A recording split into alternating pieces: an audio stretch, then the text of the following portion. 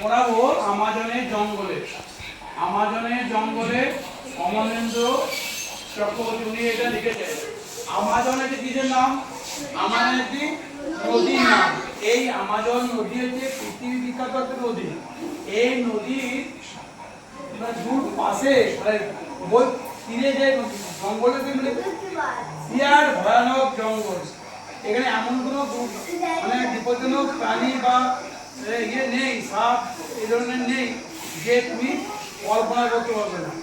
জলের ফলে এবং সাধারণত আমাজনের একটা ভয়ঙ্কর পরিস্থিতি।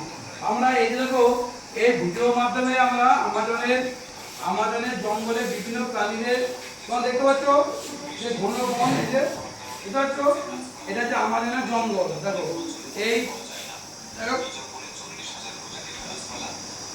দেখো শোনো বলছে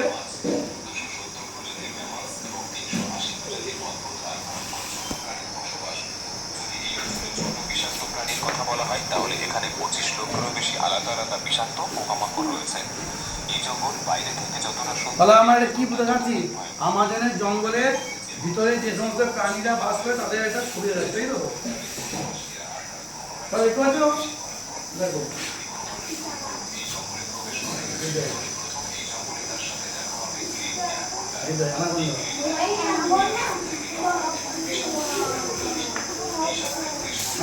আপনি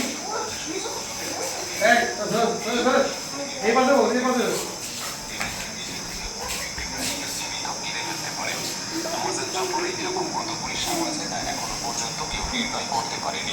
বুঝেছ কি ভয়াবহ আমাজন জঙ্গলটা।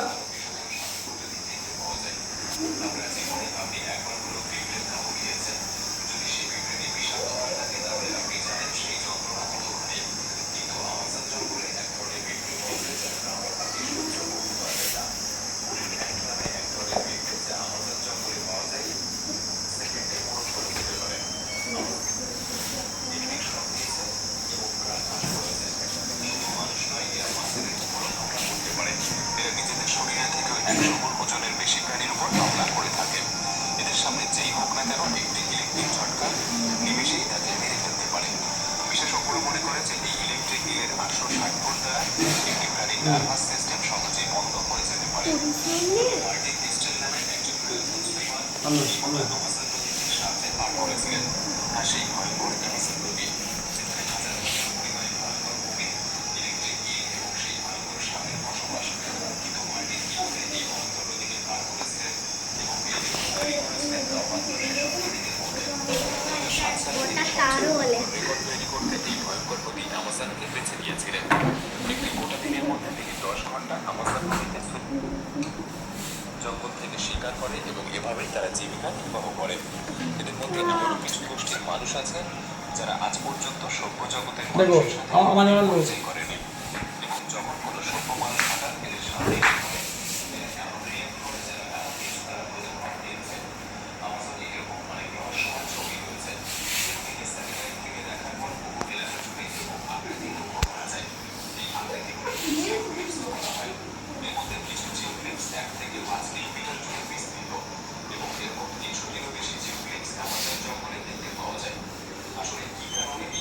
বুঝতে পারছো যে আমাজন জঙ্গলটা আমরা পড়ছি, যিনি লিখেছেন অমলেন্দ্র চক্রবর্তী, সেটা কত ভয়াবহ কত বিপজ্জনক সেগুলো লেখক ওখানে গিয়ে হারিয়ে গিয়েছিল।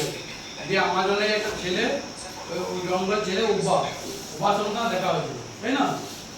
ঠিক আছে, তাহলে আমরা এই পর্যন্ত রইলাম আর পরদিন